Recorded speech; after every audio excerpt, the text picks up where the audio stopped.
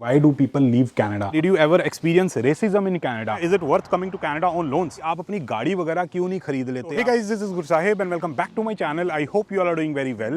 तो यार आज वीडियो की शुरुआत हो रही है टोरंटो सिटी से और जैसे कि मैंने आप लोगों को पिछली वीडियो में बताया था कि जैस्मिन जी और मैं एक ट्रिप की प्लानिंग कर रहे हैं पिछले 3 महीने से। तो उसी ट्रिप पे हम जा रहे हैं। तो रास्ते में टोरंटो भी आया था और यहाँ से जहाँ हमने जाना है वो अप्रॉक्सीमेटली 4 घंटे दूर है। तो जगह जगह पे हम रुकते हुए जाएंगे आराम से, तो क्योंकि लेग में थोड़ी सी प्रॉब्लम है ना, तो गाड़ी चलाने में दिक्कत आएगी। और जहाँ जहाँ पे हम रुकेंगे वो आपको दिखाएंगे और साथ के साथ मैं आप लोगों के कुछ प्यारे प्यारे क्वेश्चंस को आंसर करने की कोशिश करूंगा। So without wasting any time trip पे चलते हैं, आप लोगों को सारा हिसाब किताब दिखाते हैं। Let's get started with this video. तो सबसे पहला क्वेश्चन जो कि मेरे से यूट्यूब कमेंट्स में बहुत ज़्यादा पूछा जाता है आजकल वो ये है कि भाई आप अपनी गाड़ी वगैरह क्यों नहीं खरीद लेते? आप बसों में धक्के खाते हो ऑफिस वगैरह जाने के लिए, या फिर गाड़ी रेंट करते हो अगर आपको कहीं भी घूमने जाना होता है, उसके आप $80 पर डे देते हो या फिर $75 पर डे देते हो। ऐसा क्यों करते हो? गाड़ी खरीद लो।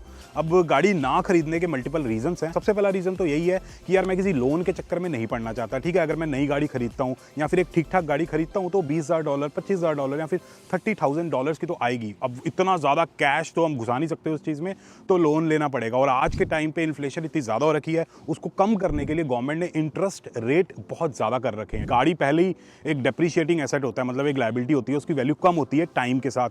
ऊपर से मैं इंटरेस्ट रेट भी दूंगा तो डबल नुकसान है, तो वो कोई सेंस नहीं बनता मेरे हिसाब से। इसलिए मैं कोई गाड़ी नहीं खरीद रहा महंगी।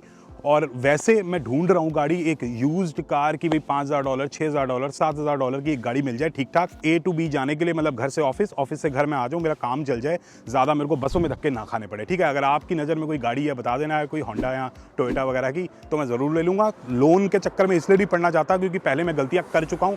एरोप्लेन जा रहा है, बाकी मैं बता देता हूँ कि भाई पहले मैंने जीप कंपास खरीदी थी, वो गलतियाँ करके मैं सीख चुका हूँ, इसलिए मैं लोन नहीं लेना चाहता। जी तो यार थोड़ी गैस डलवाने के लिए रुके हैं हाईवे के ऊपर, क्योंकि गैस का जो टैंक है वो आधा हो गया है, तो काफ़ी दूर जाना है, तो इसलिए उसको फुल कर लेते हैं फिर से। और बाकी एक और क्वेश्चन का यहीं पे आंसर करने की कोशिश करूँगा गैस डलवाने के बाद। और मेरे को फ्रेश भी होना है, तो थोड़ा सा हिसाब किताब बढ़िया हो जाए।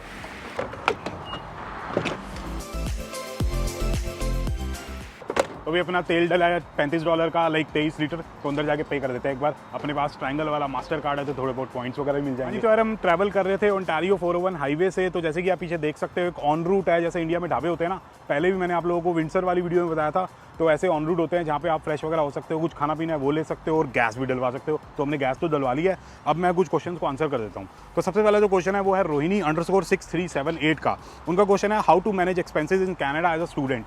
अब यार मेरे हिसाब से ना सबका अपना अपना तरीका होता है कि भी एक्सपेंसेस को मैनेज कैसे करना है। फॉर एग्जांपल मेरा तरीका ये था कि जब भी मेरे को पेचेक आता था ना, तो उसका 20% या 30% मैं साइड कर देता था, उसको सेव कर लेता था। मैंने प्रॉपर प्लानिंग की हुई थी कि हाँ भाई अगर मैं इतने सेव कर लूँगा, फिर मेरी छुट्टियाँ होंगी, उतने में उसमें मैं इतने कमा लूँगा, तो मेरी फीस वगैरह निकल जाएगी, मेरा लोन वगैरह उतर जाएगा एक पर्टिकुलर टाइम तक। बेसिक रूल यही है कि यार आपको बजट बना के चलना है कि हाँ भाई मेरा इतने में खर्चा हो जाएगा, $700 $800 या फिर $1000 में मेरा खर्चा हो जाएगा, मेरे को उससे ऊपर नहीं जाना है। फालतू के खर्चे नहीं करने हैं। महंगी गाड़ी खरीद ली, महंगे महंगे $60 $80 की आप स्वेटशर्ट खरीद रहे हो, बिना बात के खर्चे कर रहे हो, वो नहीं करने हैं। अगर आपके पास एक फ्यूचर गोल होगा, आपकी एक मोटिवेशन होगी कि मेरे को ये करना है, तो अपने आप आपके एक्सपेंसेस मैनेज हो जाएंगे। तो हिसाब किताब है, बाकी मैं अलग से वीडियो बनाऊंगा कि क्या हिसाब किताब होता है, बजट वगैरह करना, मैनेज करना, वो अलग से डिटेल में बात करेंगे। उससे अगला जो क्वेश्चन है वो है हरियांश जट एक्सक्लूसिव का। उनका क्वेश्चन है what's your daily motivation, 1 sentence for it. तो यार मेरा जो डेली मोटिवेशन है वो यही है कि किसी के फादर ने अपनी बेटी की शादी मेरे साथ की है, मेरी जो फैमिली होगी, मेरे जो पेरेंट्स हैं, उनको मैं एक अच्छी लाइफ देना चाहता हूँ। मेरी बस यही मोटिवेशन है कि उनको आगे कोई दिक्कत ना आए, उसके लिए मैं मेहनत कर रहा हूँ, जॉब पे जाता हूँ, वीडियोज़ वगैरह बनाता हूँ, यही हिसाब किताब है। और लास्ट जो क्वेश्चन है वो है संचित का _Rao07। उनका क्वेश्चन है is it worth coming to Canada on loans. Definitely यार कैनेडा आना वर्थ है, लोन पे आना वर्थ है या नहीं है उसके लिए प्रॉपर मैंने वीडियो ऑलरेडी बना रखी है। लेकिन अगर मैं शॉर्ट में बताऊं तो अगर आपका कोई फ्यूचर गोल है, एक एम्बिशन है, उसके लिए मेहनत करने के लिए रेडी हो अपने स्टूडेंट टाइम में, तो डेफिनेटली लोन पे आओ, लोन भी उतर जाएगा, सब कुछ हो जाएगा अगर आप ढंग से मेहनत करोगे, अपने स्किल्स पे काम करोगे, छोटे मोटे प्रोजेक्ट्स वगैरह बनाओगे, जो भी आपका कोर्स है उसके ऊपर ध्यान दोगे। अगर आप यहाँ पे आ रहे हो मज़े मारने के लिए, कोई महंगी गाड़ी खरीदनी है, या फिर चाचे ताए के लड़के को देख लिया या फिर किसी पड़ोसी को देख लिया कि हाँ भाई वो भी कनाडा गया था, iPhone 14 Pro प्लस मैक्स है उसके पास, महंगी गाड़ी है, तो मैं भी ये करूँगा, घूमूंगा फिरूंगा, ट्रिप लगाऊंगा, उस केस में यार वर्थ नहीं है, लोन नहीं उतरेगा। फिर आप यही सब चीज़ें करते रह जाओगे, ना लोन उतरेगा ना पैसे इकट्ठे होंगे।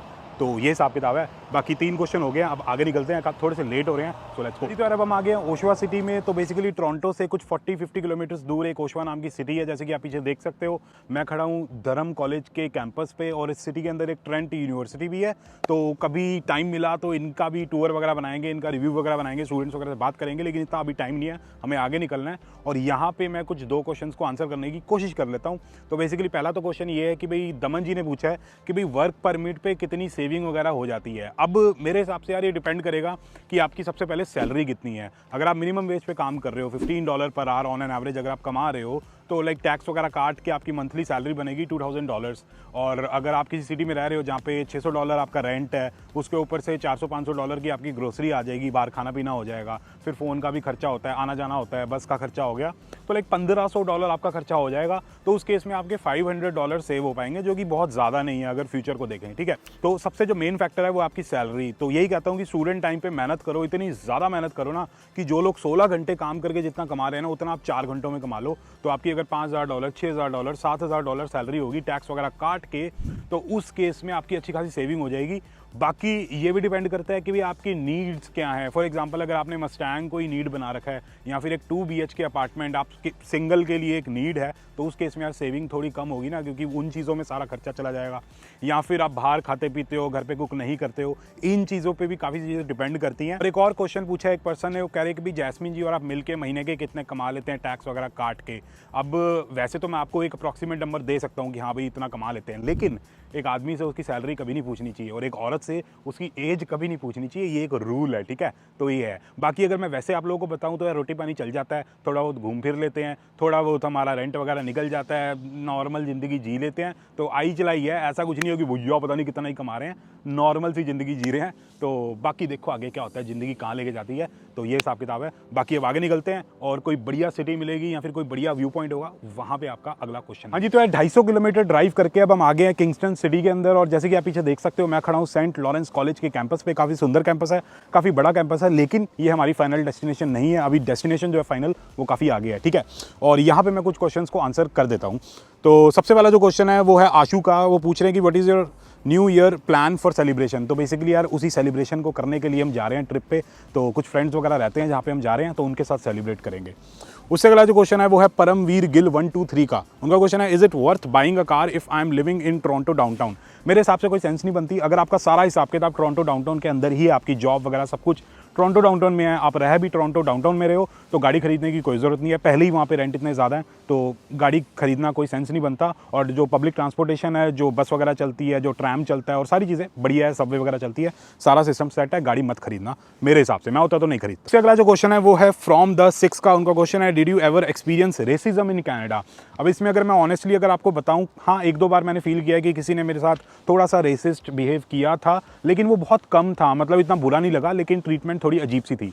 लेकिन एक और ऑनेस्ट बात बताऊं तो मैंने इंडिया में ज़्यादा फील किया है कि हाँ भाई मजाक उड़ा रहे हैं, बॉलीवुड ने जो एक कम्युनिटी को दिखा रखा है कि भाई कॉमेडियन है, जो भी चीज़ है, तो वो कमेंट वगैरह जो लोग पास करते हैं वो बुरा बहुत फील लगता था। लेकिन यहाँ पे ये चीज़ बिल्कुल भी नहीं होती, तो यहाँ पे बेटर है हिसाब किताब, ठीक है। और लॉक हो गया फ़ोन। उससे अगला जो क्वेश्चन है वो है जसप्रीत गुजराल का, do you have any video on tax filing for new commerce, please share link. मेरे हिसाब से यार अगर आप नए नए कनाडा के अंदर आए हो ना, तो आपको टैक्स फाइल खुद से नहीं करना चाहिए। 1-2 साल आप बाहर से करवाओ अकाउंटेंट वगैरह से, ताकि चीज़ें आप सीख लो, उसके बाद आप कर सकते हो खुद से। लाइक $30, $40, $50 लगते हैं, अकाउंटेंट वगैरह लेते हैं आपका टैक्स फाइल करने के लिए, तो सारा हिसाब किताब हो जाएगा। अगर आप कोई बिजनेस वगैरह करते हो या फिर कॉन्ट्रैक्ट जॉब करते हो तो ज़्यादा लगते हैं, अदरवाइज बहुत सस्ते में आपका टैक्स फाइल हो जाए। उससे अगला जो क्वेश्चन है वो है एक्जॉटिक उमर का, one place you want to visit but your office schedule is not allowing time for it. हाँ मेरे को जाना है, इंडिया में जाना चाहता हूँ। कभी कुछ प्रॉब्लम आ जाती है, पैसे इकट्ठे होते हैं तो कोविड आ जाता है, और फिर कोविड में पैसे खर्च हो जाते हैं, फिर पैसे खत्म हो जाते हैं, टिकट बुक नहीं करवाते, $2000 $3000 की राउंड ट्रिप मिल रही है। तो इंडिया जाने का बहुत मन है, पेरेंट्स से मिलना है, फैमिली से मिलना है, लेकिन ऑफिस की वजह से, कोविड की वजह से, पैसों की वजह से नहीं जा पा रहे।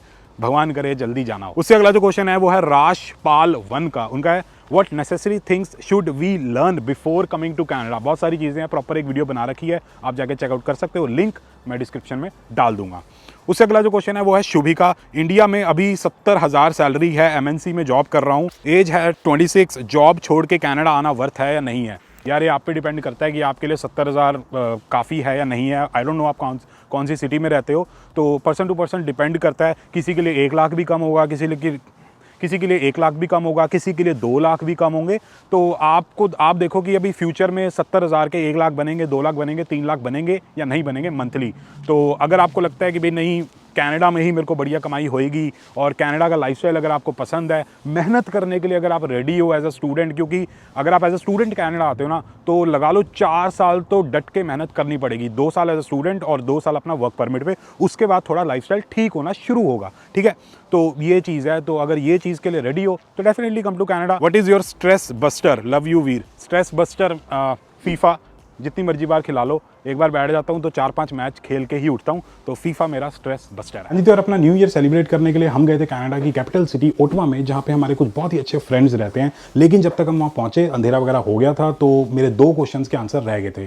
तो सबसे पहला क्वेश्चन तो ये है कि भाई why do people leave Canada. अब ये क्वेश्चन मेरे से बहुत ज़्यादा पूछा जाता है यूट्यूब पे कॉमेंट्स में और इंस्टाग्राम के डीएम्स वगैरह में। अब इसको अगर मैं एक लाइन में आंसर करने की कोशिश करूँ तो उसका आंसर ये होगा कि यार कनाडा कोई नहीं छोड़ता। एक बार कोई नॉर्थ अमेरिका आ जाता है या फिर यूरोप भी चला जाता है ना, तो वहाँ पे इतनी सारी पॉजिटिव चीज़ें हैं कि छोड़ने का मन ही नहीं करता, ठीक है। कनाडा को मीठी जेल एक रीज़न की वजह से कहा जाता है।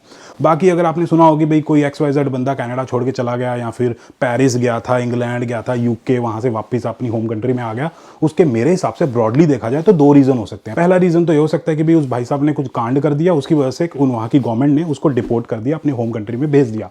दूसरा रीज़न ये हो सकता है कि यार उनके पास अपनी होम कंट्री में फाइनेंशियल बैकअप ही बहुत ही तगड़ा था कि अगर एक बार किसी कंट्री में आ गए 20-25 लाख रुपए लगा के, उनको कोई फर्क नहीं पड़ा। अपनी होम कंट्री में तगड़े बिजनेस चल रहे हैं, पापा का बिजनेस है या फिर अपने खुद का बिजनेस है, तो कोई फर्क पड़ा ही नहीं उन्हें कि भी 2 साल खराब हो गए या फिर 25, 30, 50 लाख खराब हो गए। बाकी अगर मैं अपने सर्कल की बात करूँ, मेरे बहुत सारे फ्रेंड्स हैं, कॉलेज के फ्रेंड्स हो गए, मेरे कलीग्स हैं, इंटरनेशनल स्टूडेंट्स वगैरह से बात होती रहती है।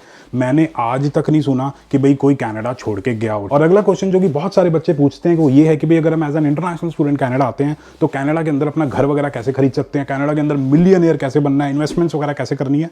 तो ऑब्वियसली इन्वेस्टमेंट के ऊपर मैं फ्यूचर में वीडियो बनाऊंगा, लेकिन अगली जो वीडियो है वो मैंने किसी पर्सन के साथ बनाई है जिनको थोड़ा अच्छा खासा एक्सपीरियंस है। वो कनाडा में घर खरीद चुके हैं, उन्होंने एक गाड़ी खरीदी थी मसल कार, और वो पूरी की पूरी उन्होंने पे ऑफ भी कर दी है। तो वो अपना एक्सपीरियंस शेयर करेंगे कि किन किन चीज़ों का ध्यान रखना है as an international student Canada के अंदर। तो वो बाद में वीडियो आएगी। बाकी जब तक वो वीडियो नहीं आती है, stay healthy and keep hustling.